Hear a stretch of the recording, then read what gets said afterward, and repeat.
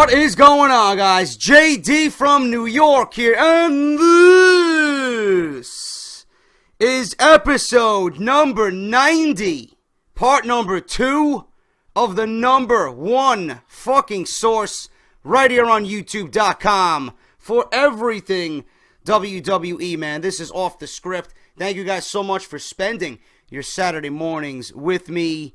As far as I go, I'm a little bit under the weather, man. My voice, I don't know what's going on with my voice. My voice is hoarse. I think it was from all the yelling in part 1. But regardless of that, thank you guys so much for the participation in the comments sections. Thank you guys so much for the kind words towards me and what you thought about my opinion in the video. Thank you to everybody that came out and showed some support. I greatly appreciate it. That video was almost at 500 likes for Off the Script. That's what we've been doing with Off the Script, and I want to continue to build upon that. So thank you guys very, very much. I always appreciate your love and support.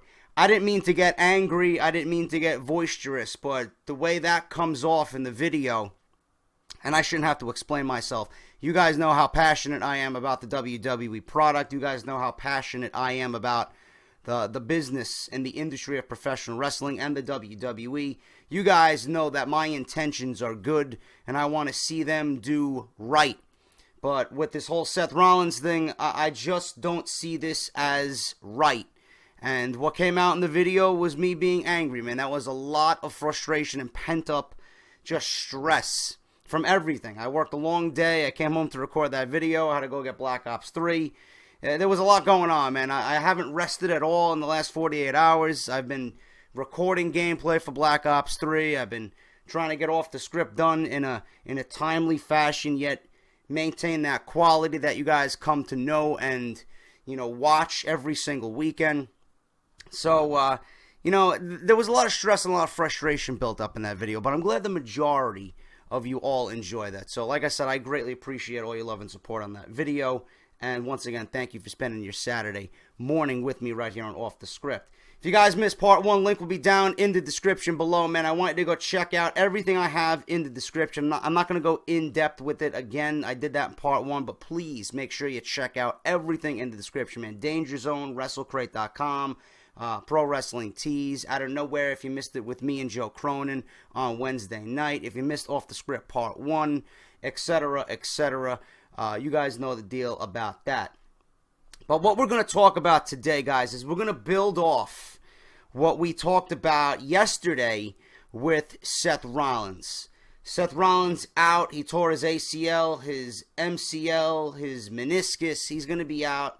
A lot of you guys have been saying, 9 months. Some of you actually put in the comment section that you have that similar injury or that you had that similar injury like the one Seth Rollins has right now, and it's going to be 9 months, and that you guys know the recuperation time and the rehabilitation time for something like that. So Seth Rollins is going to be out of all major plans for WWE, well past WrestleMania, and this leaves us one thing. We got Monday Night Raw coming up. How is WWE going to manage the WWE Championship situation, being that it's vacant? What's happening with Roman Reigns? Is WWE going to give Roman Reigns the title? I got a lot of news on Roman Reigns. So we're going to get right into it, guys. Roman Reigns, is he turning heel? That's the big question. That is the big question on Saturday. Is Roman Reigns turning heel? WWE designed for Roman Reigns versus Seth Rollins to be a long-term feud. Reigns was meant to challenge Rollins over the next few months and eventually win the World Heavyweight Championship before 2016. That was the plan. Those were the plans for Roman Reigns and Seth Rollins, okay? That was the plan before Seth Rollins got injured in Dublin this week. Now he's out for the next 6 to 9 months, and the WWE Championship is vacated. And the WWE is hitting the reset button on their programming altogether.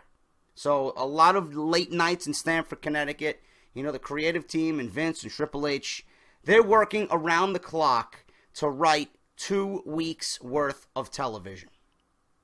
That's a daunting task. That is a daunting task, especially with a depleted roster. No Cena, no Orton, no Bryan, no Undertaker, no Lesnar, and now no Seth Rollins. That's a daunting task for everybody involved, and I'm assuming they are under a lot of stress. WWE's hitting the reset button. This could be a good thing. We discussed this. Seth Rollins, this gives him the opportunity to come back bigger, better than ever, stronger than ever.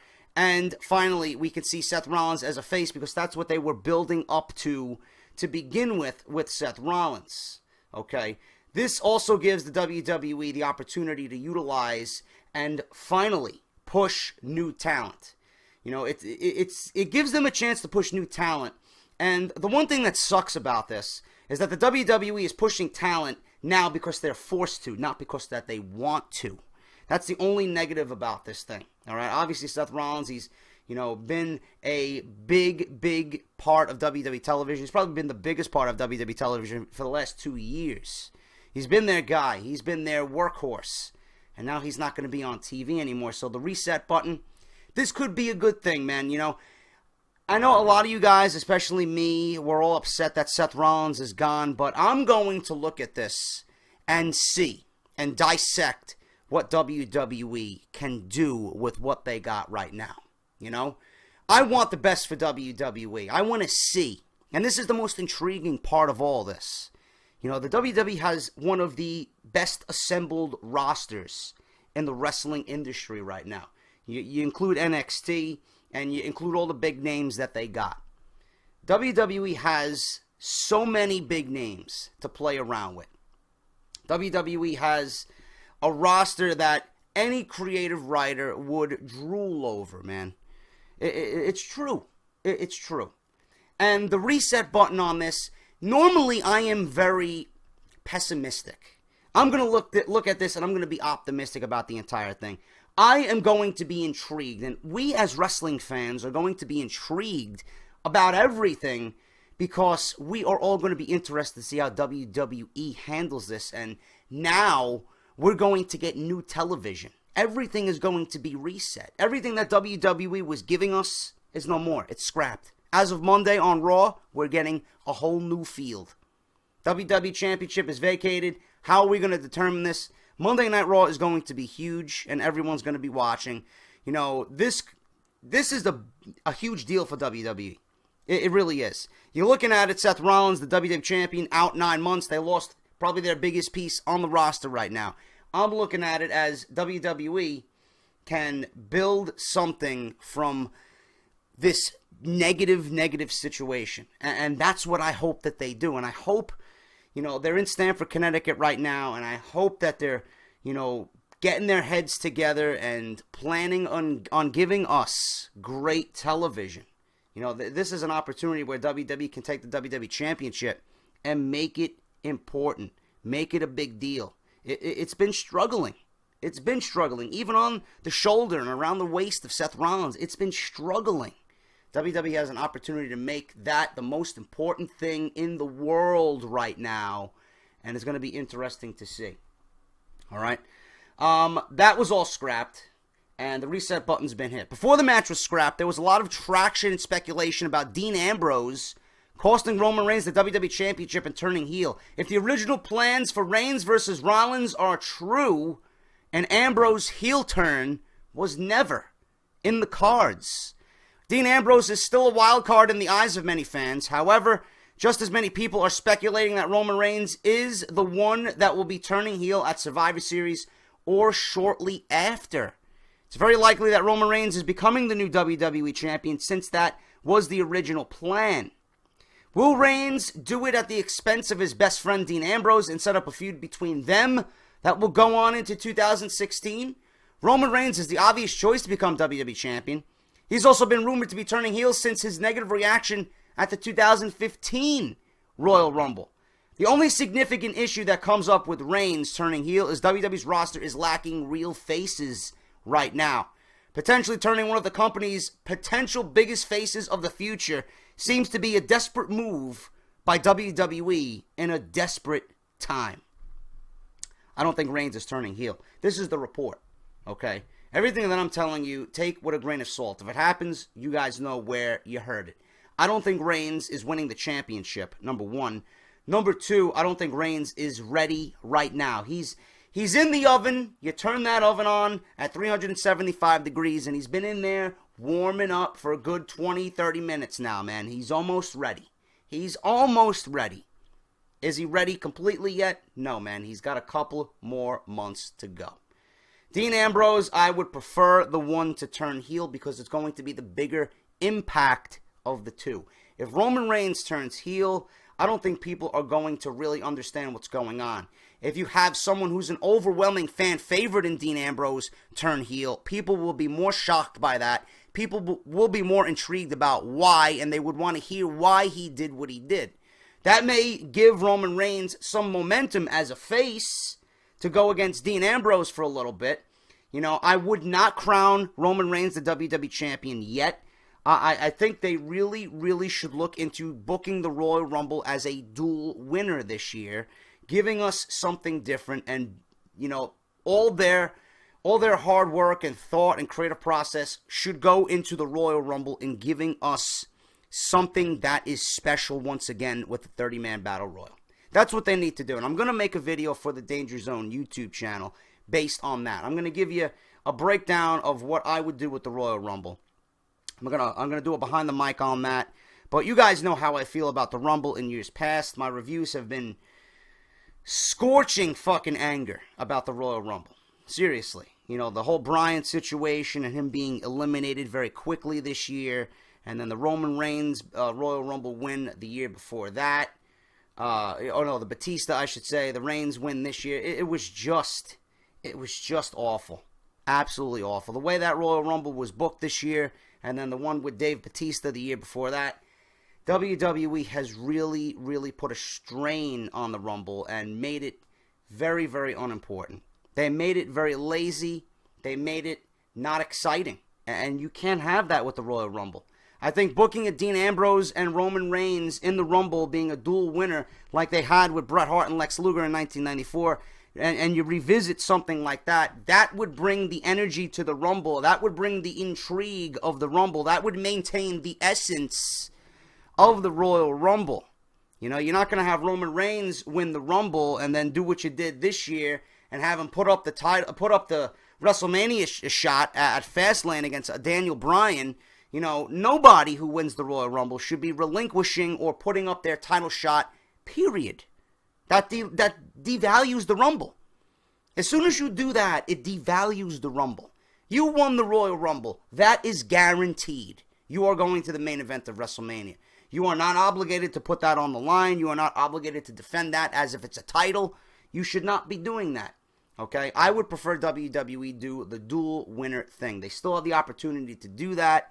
And I hope they are thinking about that or something along the lines of that. I think that would be great, and that would give a nice twist to everything going into WrestleMania.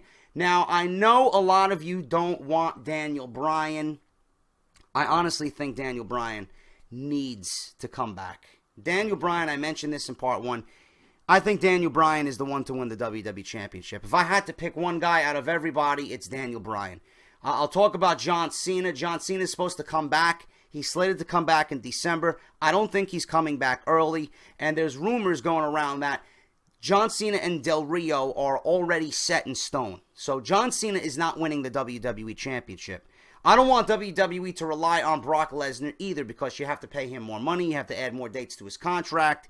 You know, he specifically signed this contract because it's minimal dates with massive pay, and he's still the number one draw in the industry. That's why he did it. Okay, he comes, he goes, he makes his money, and that's it. That's all Brock Lesnar is. Okay, he's a lone wolf. I don't think relying on Brock Lesnar is going to make him happy, and I don't think that's a smart move by WWE. Use what you have. I understand you got to look out for Daniel Bryan's best interest, being that he's been injury prone the last 2 times, but he's been under a lot, and I think Daniel Bryan coming back, I've always said it, Daniel Bryan is the one guy that can take John Cena's throne and be the face of the company. Why not give Daniel Bryan the title that he never lost, have him hold the title to WrestleMania, and do exactly what I stated. A dual winner for the Royal Rumble, and you can have Roman Reigns win the title at WrestleMania if that is the guy you want to be the number one guy in your company. WWE still has a very clear-cut path to Roman Reigns winning the title and being that guy. They just have to give us something that is not completely obvious. Giving Roman Reigns the title at Survivor Series is obvious, and people will shit all over it. That is the wrong thing, because people will shit all over it. Trust me. Just like they did the 2015 Royal Rumble. Even with The Rock standing next to him side by side, people still shit on the Royal Rumble. You can't go the obvious choice here. You can't give it to Reigns.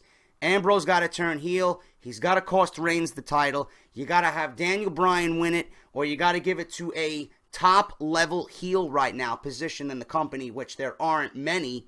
A Bray Wyatt, a Kevin Owens, maybe a surprise Cesaro. I don't want to hear about Sheamus being the WWE champion. I think that would be a colossal fail on WWE's part.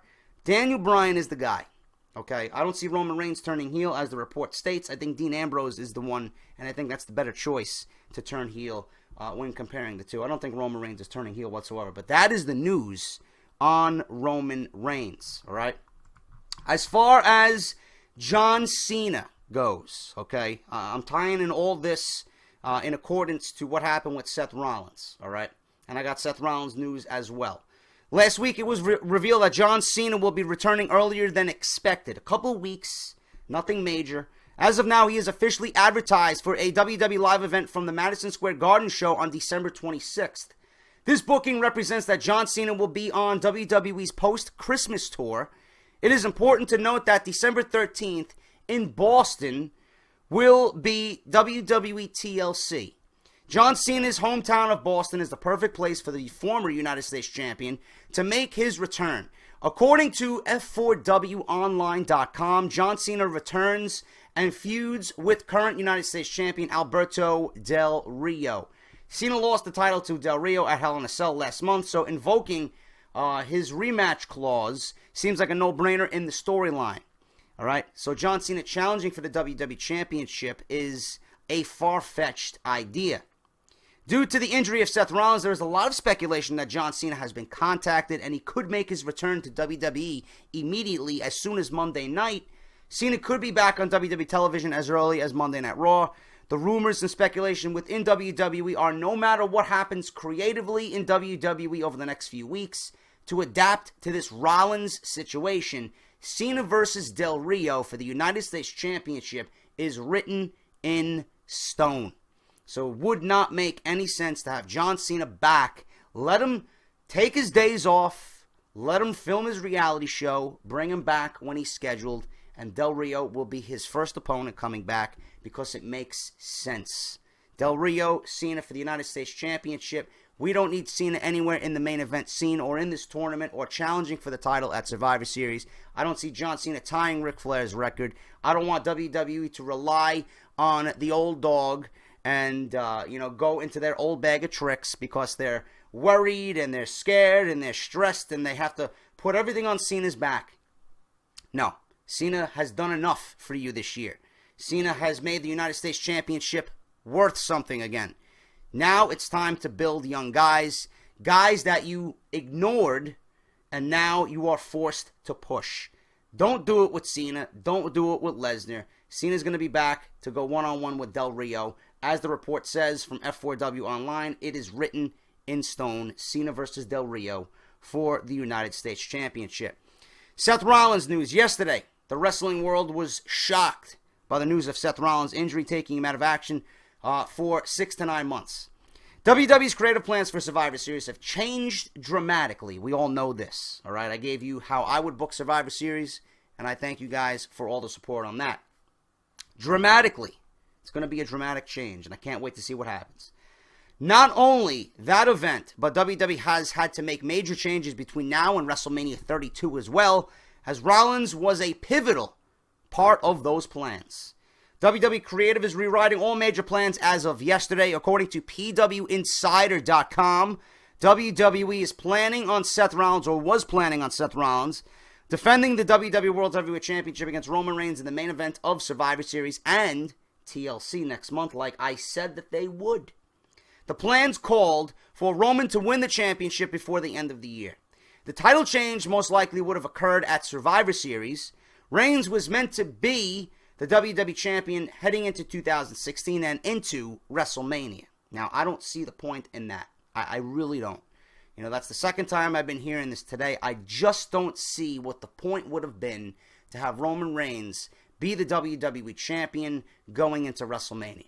You know, you figure WWE, if they want to give Roman Reigns the title, they would do it at WrestleMania. Oh, Roman Reigns has his WrestleMania moment. He wins the title at the big event.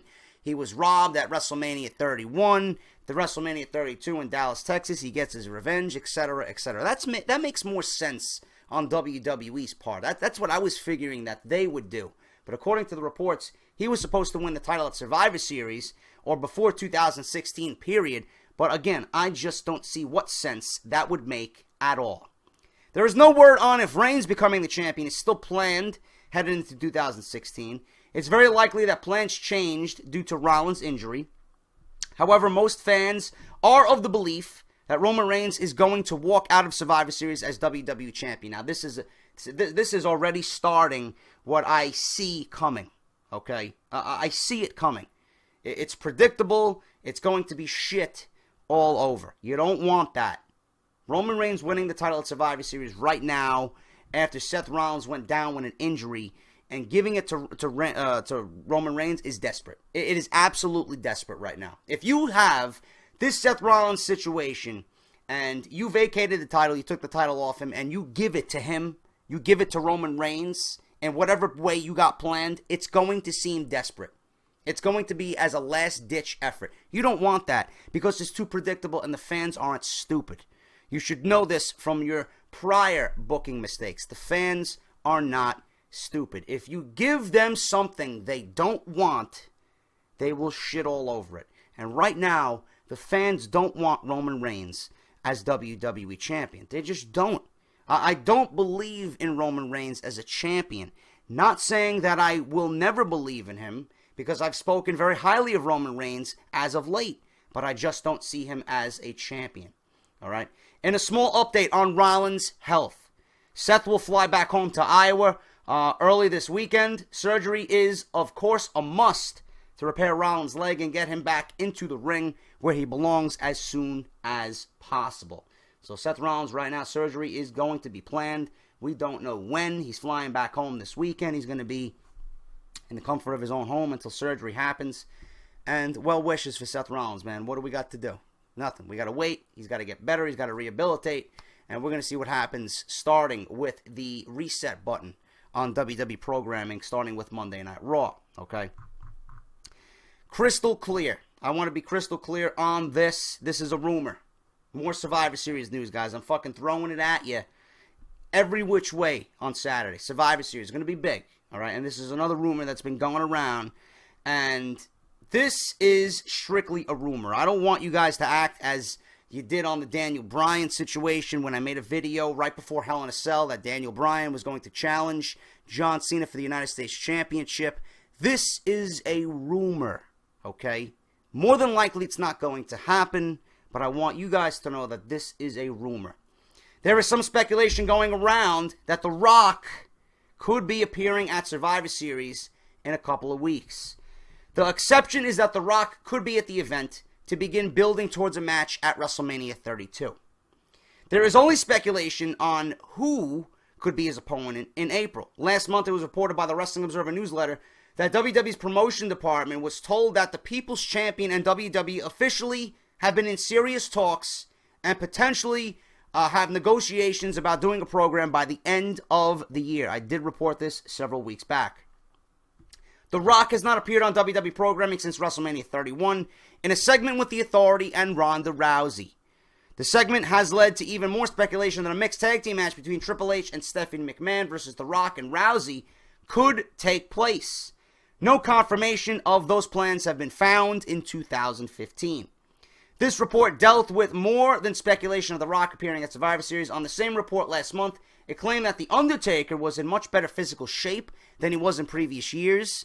Undertaker was said to be more open to working more dates. Since that report, Undertaker has worked WWE's Tour of Mexico, Hell in a Cell, and will be participating in the 25-year anniversary of his debut at the Survivor Series.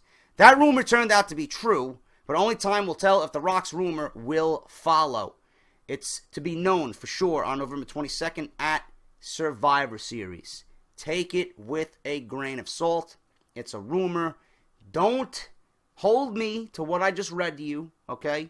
The Rock could be at Survivor Series. We will have to wait to see what happens if the WWE has plans for The Rock and a potential build towards something bigger at WrestleMania 32. 2 weeks ago, the USA Network and WWE were in discussions about bringing WWE SmackDown over to the network. And WWE would begin to produce SmackDown Live on Tuesday nights.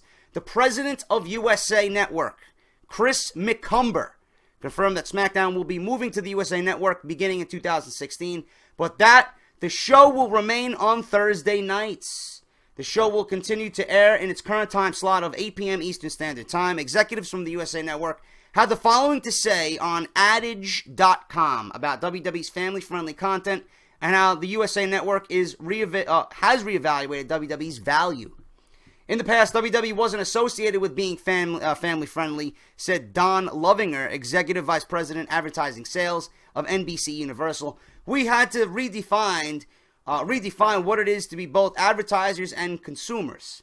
We didn't spend much more money at all in WWE in the past, said Neil Vendetti, Executive Vice President, National Video Activation of Zenith.